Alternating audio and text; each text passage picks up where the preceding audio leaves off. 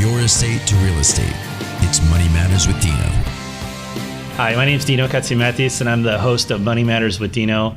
And here on the show, we've created something called our TLPs, our Trusted Local Professionals.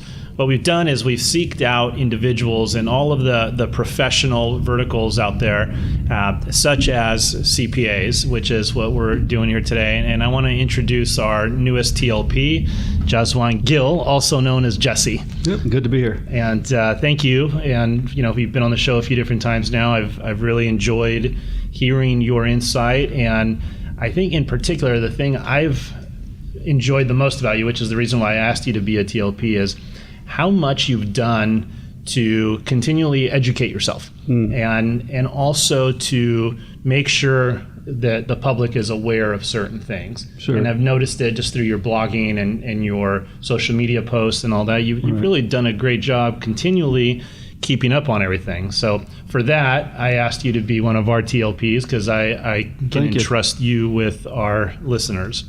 But before we get into the whole CPA aspect of it and taxes, and the one thing that seems to give a lot of people a headache at least once a year, I wanted to get to know you a little bit. If you can tell me about who you are, where you grew up, where you went to school, about your family. Sure. I grew up in Houston, Texas. Spent most of my life there. My parents are still there. Can you give us a quick y'all before we move on? How y'all doing? And if you want, I could put on the Southern accent when I'm talking to my Texas clients. It comes on a little bit. But I grew up there.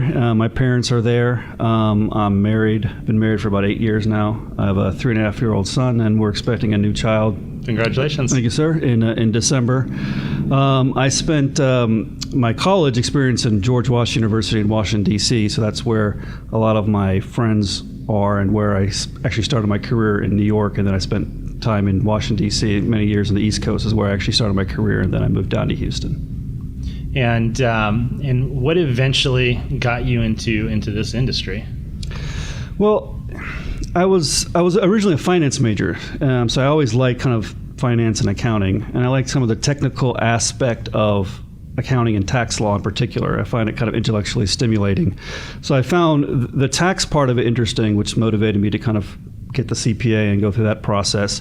And I found that it lent itself nicely to the advisory role. So as you understand the technical aspect of the tax law, you are advising people on a variety of issues. So you're in a position where you can advise and help people, which I liked. And it also lends itself nicely to if you have entrepreneurial instinct, it's also a very good way to start up your own business, because there's always going to be demand for that type of service. So that was kind of my motivation. You brought that up, and actually I'm glad you did, because it seems like, and I don't want to say focus, because I know you do a much more broader sense, but you've talked a lot about entrepreneurship and the aspects that are involved in starting your own business. Is that a passion of yours? Absolutely. Entrepreneurship is something that I've always been motivated by. My father's an entrepreneur. I come from a family of entrepreneurs. Most people in my community where I grew up were entrepreneurs of various stripes. So I've drawn a lot of inspiration from people who are willing to go out on their own and start a business.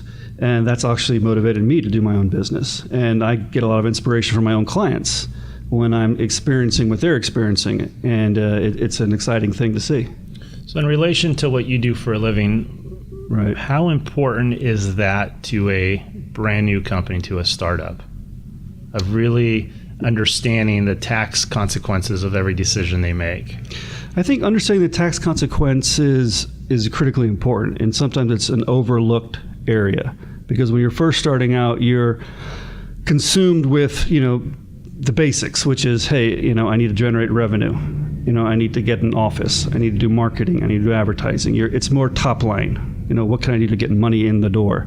But on all those decisions, there's all tax implications of all those kinds of activities. So I always think it's a good decision from the beginning to have an understanding of what the tax implications are of certain decisions you're going to make, and go from there. You don't need to be an expert in taxation. That's not your job. But you need to at least be familiar with what's out there and how it affects your business. Well, so the way I function, the way I always express to the listeners that your CPA needs to be like your best friend. Make sure you pick somebody that you mesh with, that understands what kind of business you're in and what kind of personality you are. And before you make big decisions, call them. Call your CPA, ask them, because there's fine little details that seem to cost people a lot of money because they don't consider them when they make the decision, and they always pay for it later. Yeah, absolutely. And I've had so many experiences of prospective clients coming in because they were either advised incorrectly or made a decision without consulting a professional. Right. And sometimes it's difficult to unwind those decisions. But if you have at least an understanding of the tax landscape, it's going to help you make a better decision in whatever business that you're doing. Well, again, this is Jesse Gill from Jesse Gill CPA firm in Beverly Hills. And again, thank you for being one of our newest TLPs. Thank you, sir. Appreciate it.